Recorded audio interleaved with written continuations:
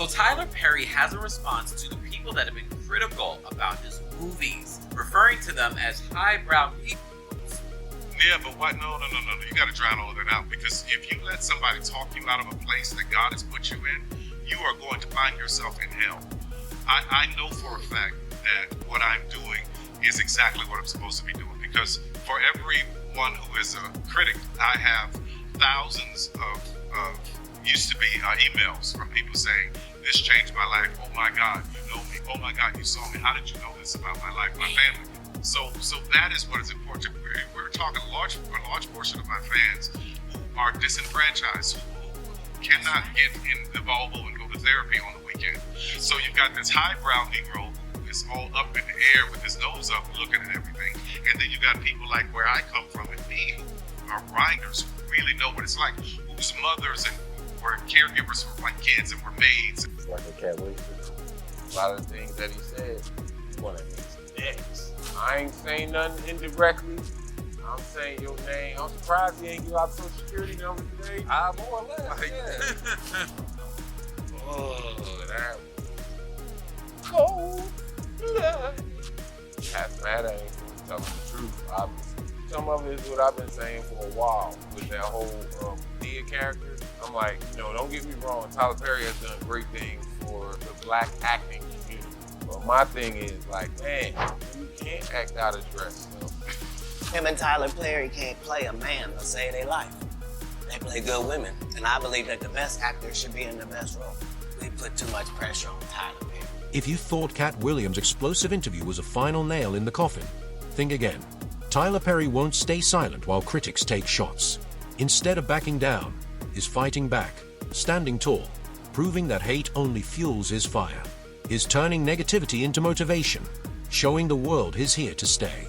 Some who don't understand Perry's work and dismiss it, many of them African Americans. They find characters like Medea, Mr. Brown, demeaning caricatures, racial stereotypes. Spike Lee has said, and I quote, I think there's a lot of stuff out today that is coonery and buffoonery. I see ads for Meet the Browns, House of Pain, and I'm scratching my head. You got a black president, and we're going back. The image is troubling, and it harkens back to Amos and Andy. Right. He's talking like image. I would love to read that to my fan base. Let me tell you what Medea, Brown, all these characters are bait. Disarming, charming, make you laugh, bait. So I can slap Medea in something and talk about God, love, faith, forgiveness, family, any of those things, So, yes, I think, that pisses me off. It really does, because it's so insulting. It's attitudes like that make Hollywood think that these people do not exist, and that's why there's no material speaking to them, speaking to us. You never allowed that criticism to stop you from being able to have your authentic voice as an artist, because it does get really difficult. Yeah, but what? No. You got to drown all of that out, because if you let somebody talk you out of a place that God has put you in, you are going to find yourself in hell. I know for a fact that what I'm doing is exactly what I'm supposed to be doing, because for everyone who is a critic, I have thousands of used to be emails from people saying, this changed my life. Oh my God, you know me. Oh my God, you saw me. How did you know this about my life, my family? So that is what is important. We're talking a large portion of my fans who are disenfranchised, who cannot get in the Volvo and go to therapy on the weekend. So you've got this highbrow who is all up in the air with his nose up looking at everything. And then you got people like where I come from and me who are grinders, who really know what it's like, whose mothers and who were caregivers for white kids and were maids and housekeepers and all of these beauticians. Don't discount these people and say that their story don't matter. Who are you to be able to say which black story is important or should be told? Get out here with that boy. Yes, and that is what we come up against. It's like you said, the respectability politics that we're always pushing up against, which at the end of the day, what we are facing and what we are oppressed against, it doesn't matter how well you speak, it doesn't matter how well you walk, it doesn't matter how well you do anything. If somebody's going to not like you, they're going to not like you, period. Right. So holding ourselves to these unbelievable standards that stop us from being able to tell our true stories and connect to one another, it only, like you said, puts us in a personal hell and doesn't allow us to really be all that we're meant to be, because we're too busy trying to fit into somebody else's idea. Listen, what I always say is don't worry about being in somebody's box, because when you die, they're going to put you in one. So you may as well just live your life outside of a box. I learned the hard way. It's like driving a car and things are going so well, it's 100 miles an hour, but you keep looking down here to see what's going on. You're going to run into something instead of getting to the destination. Because by the time you get to the destination, all of that noise, none of it matters. All those people who are talking, trying to get, it doesn't matter. Because I've seen the very same people who were my worst critics come and say, hey man, oh my God, this is amazing. Wow. It's amazing. Wow. Look what you did. How'd you do it? Actually, I did it because I ignored you, right? I kept moving. Wow. You know what I mean? One of two choices. I can focus on the people and the success and the people who loved it, or I can focus on the naysayers who hate it and haters who don't really give a damn anyway. They're not there to support or to champion. They're there to be what they are, haters and noisemakers, right? I had a goal, and if your eyes are up there on a goal, and when you have noise and naysayers and people, and I've had a lot, I'm sure you have too, who are telling you what you can't do, it's not going to work, or you should be better, you should do this, you should do that, and the goal is to get to a place where you are financially stable, where you can open a studio, where you can hire all of these people.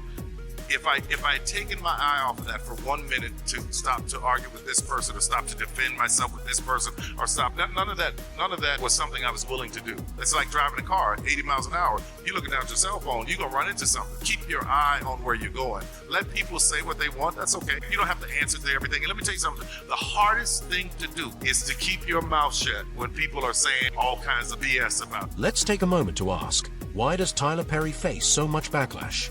This man built an empire from the ground up, became a billionaire mogul, and made history as the first black man to own an independent film studio.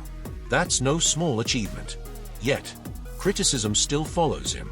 Much of it stems from his most famous creation, media. While fans love her no-nonsense humor and tough love, others argue that Perry leans into outdated stereotypes about black women. Some critics believe his portrayal is harmful, reinforcing Hollywood's fixation on the sassy black woman trope. This debate has fueled ongoing discussions about representation and the impact of his work. Tyler Perry is the wealthiest comedian in the world, worth $1.1 billion. Before it started his success, he's defending dressing as a woman.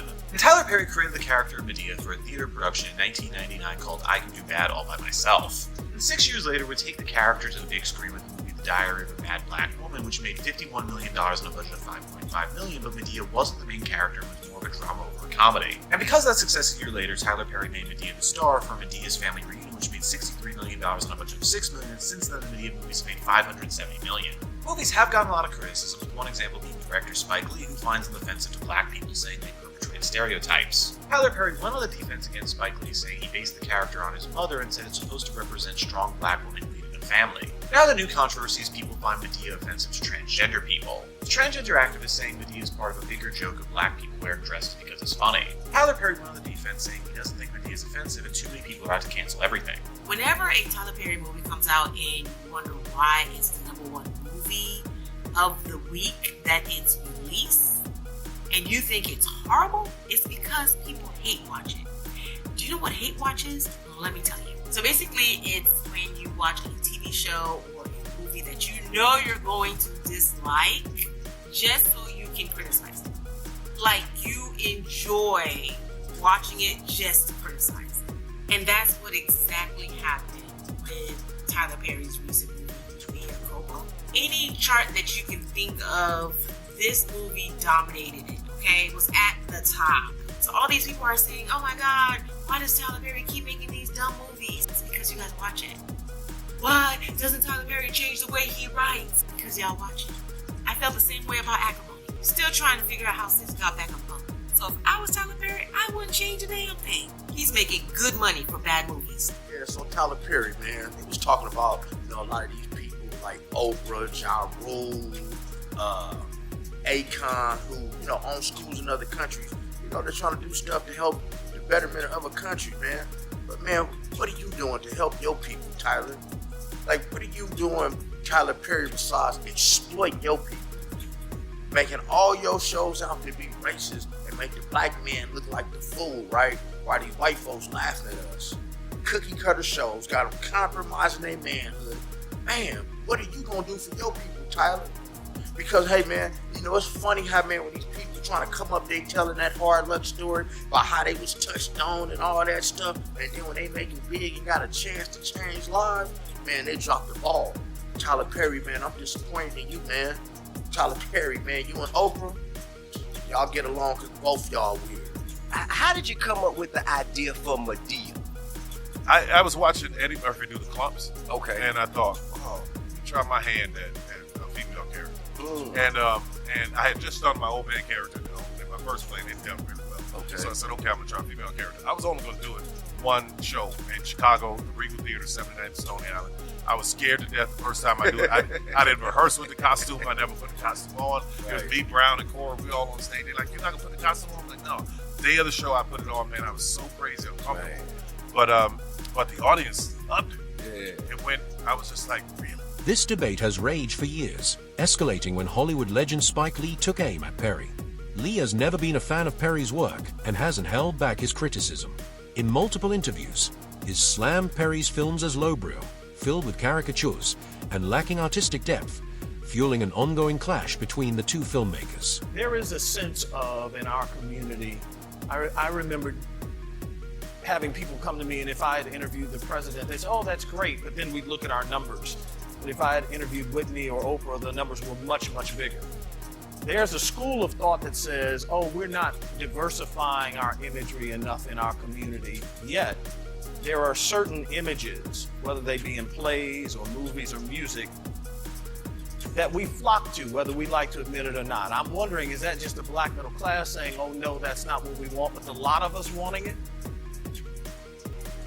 Well, I mean, this is a complex subject because each artist should be allowed to pursue the artistic endeavor. But I still think a lot of stuff that's on today is coonery and buffoonery. And I know it's making a lot of money, breaking records, but we could do better. That's just my opinion. I mean, I'm a huge basketball fan, and when I watch the games on TNT, I see these two ads for these two shows, and I'm scratching my head. We got a black president. Are we going back to Mantan Moreland and sleep and eat? Yet, if those films, I mean, we're talking about Tyler Perry at this point. No, I mean, look, I'm not saying we're talking. Let's not give them fodder for tabloid.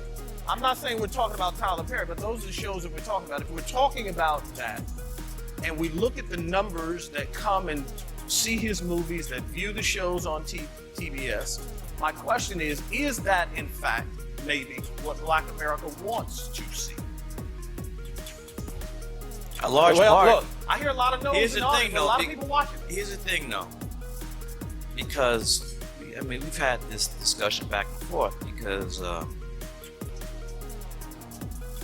when John Singleton, people came out to see Boys in the Hood, we did Rosewood, nobody showed up. So a lot of this is on us.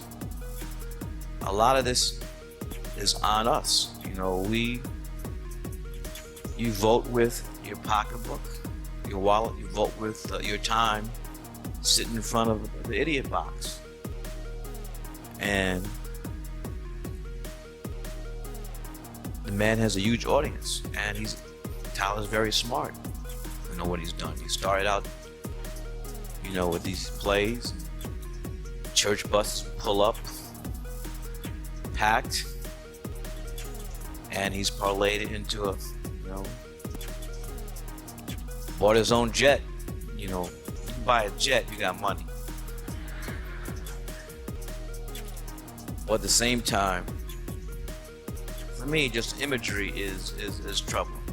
Is there a disappointment from you as a director and an African American that Miracle at St. Anna won't get the same audience as some of the other movies that you play, and therefore the idea of what we support? Well, here's the thing. DVD is a director's best friend. So a lot of people have come up to me and said they like the film a lot, but for whatever reason they didn't get to see it in the theater, but they definitely got the bootleg or watched on television, pay-per-view. And even if nobody showed up, I wanted to make that film because Hollywood historically has omitted the contribution of 1.1 African American men and women who fought and died for this country in World War II. And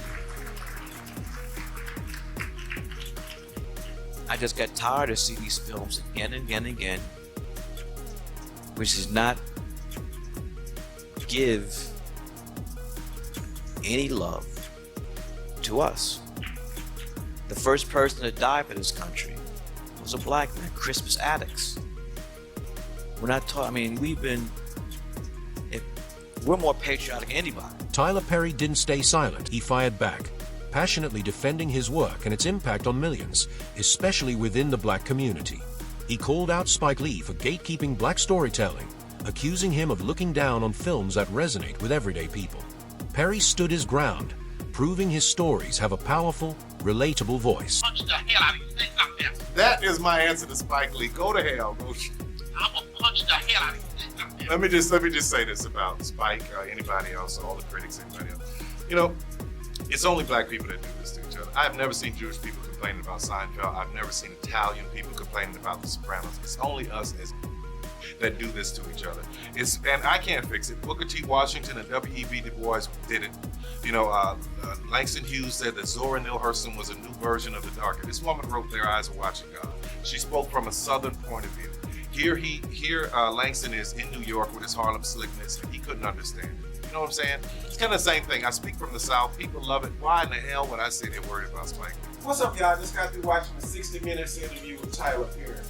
Yeah, and it seemed like a lot of stars, man, are kind of like this, man. They've been through a whole lot of pain in their life, man.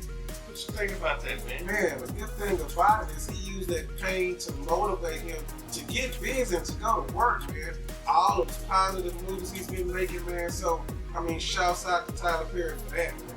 Yeah, and like on the end of the interview, Spike Lee had put out a comment saying that characters like Medea and Mr. Brown and some of these other characters, people consider it coonery and buffoonery, man. Yeah, man, that's... Well, they kind of have a point there, man, but Tyler Perry mentioned that he used those characters as bait. And a lot of times you have to do something to get people's attention if you want to say something. Yeah, man, but like I say, truth be told, I'm not gonna wear no dress. I'm not.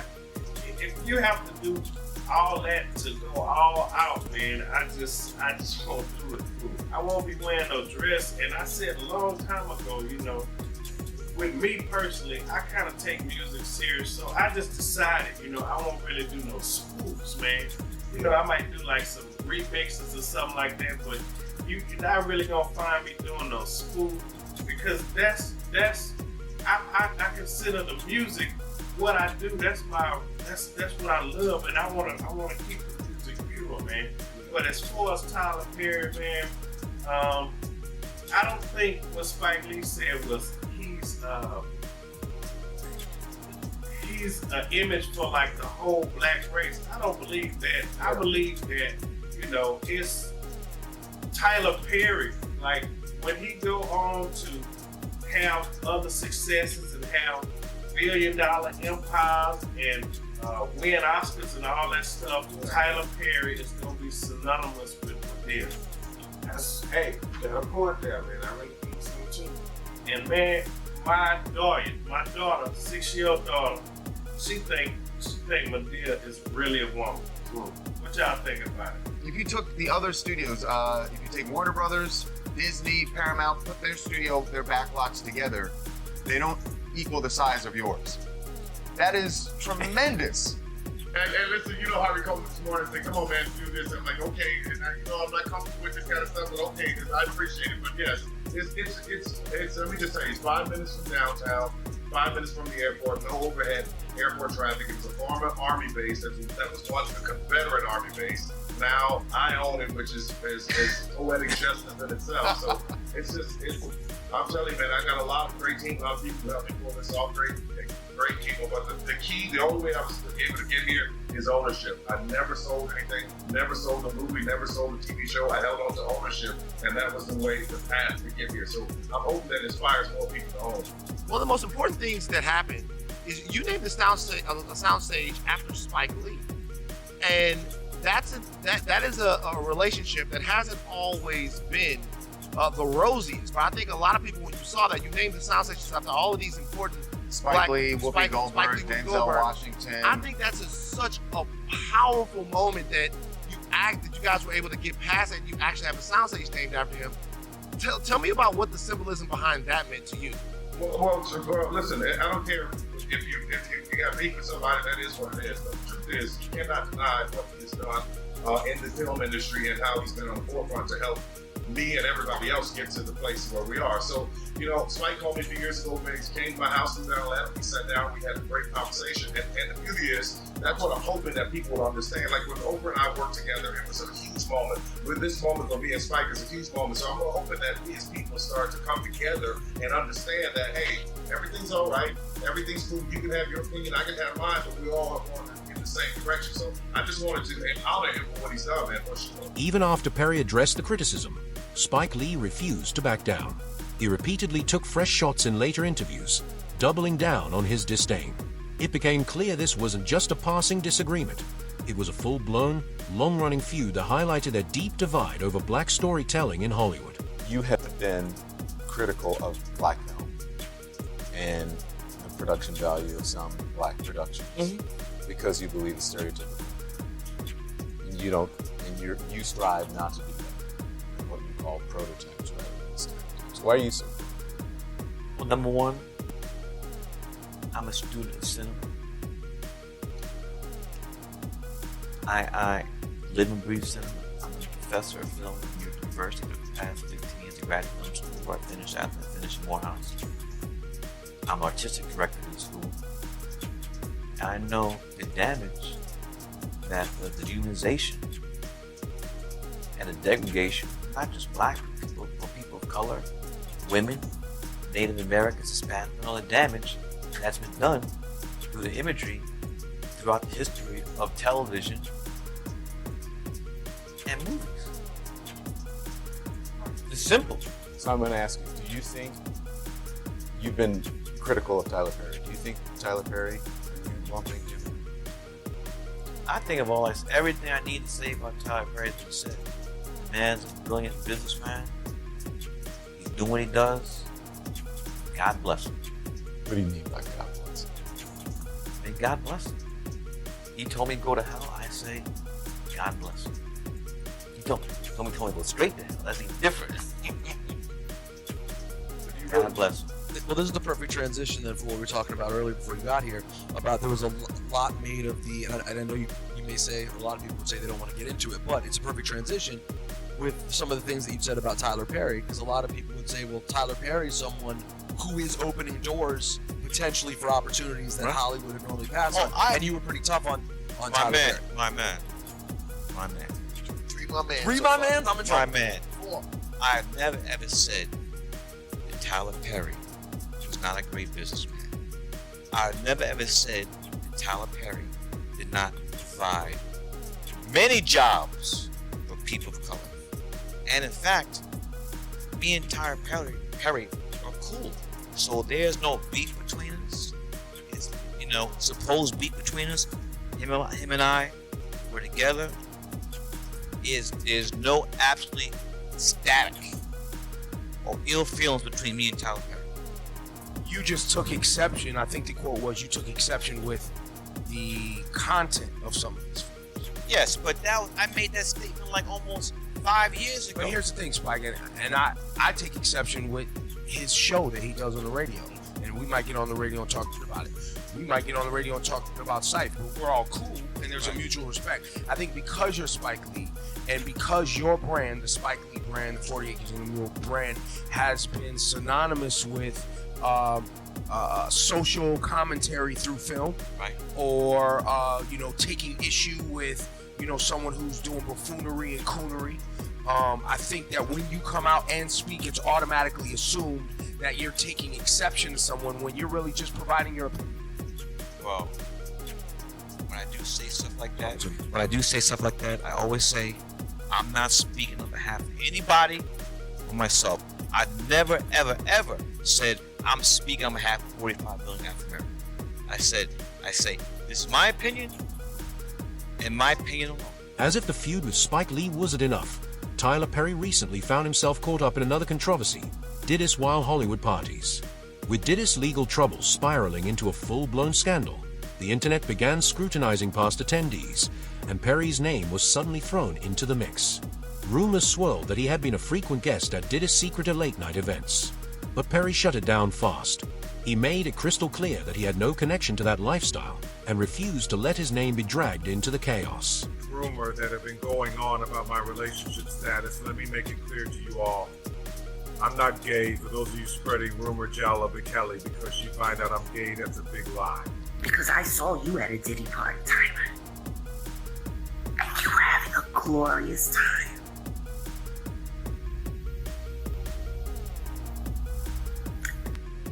And if you must know, we're still working together, so enough with the rumor. And if you have interest in me to figure out I'm straight, kindly text me directly, and I'll make out time to reply thank you. I need him to tell me what happened to my friends. And I don't care how long it's been since I talked to them. They will always be my friends. Always. Tim and Durrett and Lamont Rucker were not the same after they went on camera with Tyler Perry. Christian, I think you can tell me why. Rather than dwelling on the negativity, Tyler Perry is pushing forward, focusing on his latest project, a World War II film starring Kerry Washington. This marks a major departure from his usual work, and if successful, it could redefine his career and shift the narrative surrounding his filmmaking legacy. Hollywood powerhouses, and powerhouses is the word for Tyler Perry and Kerry Washington. They have joined forces on a new World War II movie. It was written, directed, and produced by Tyler Perry, because that's what he does, everything. 6888 tells a little-known story of the 6,888th Postal Battalion.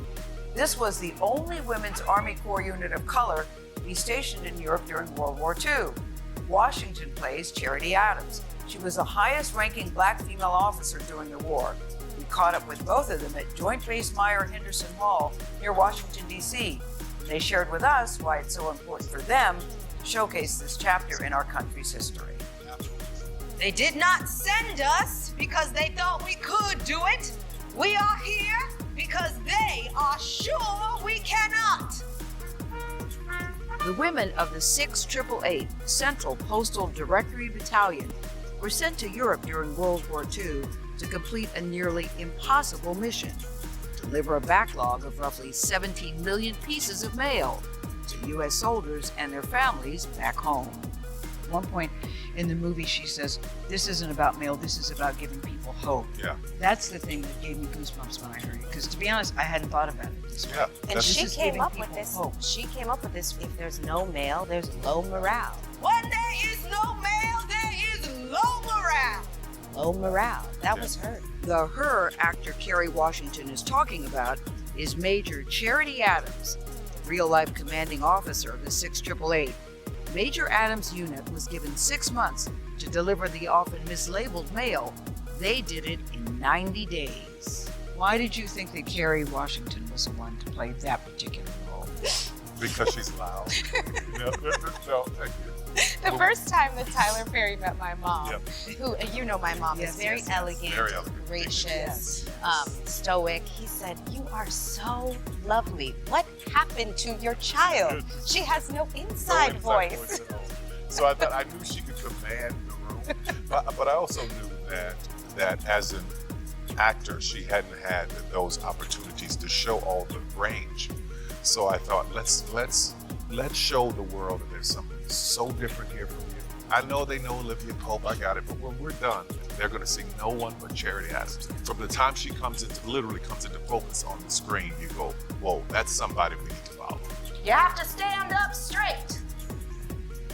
Posture is important. One of my favorite scenes, I got really choked up watching it, was when they landed.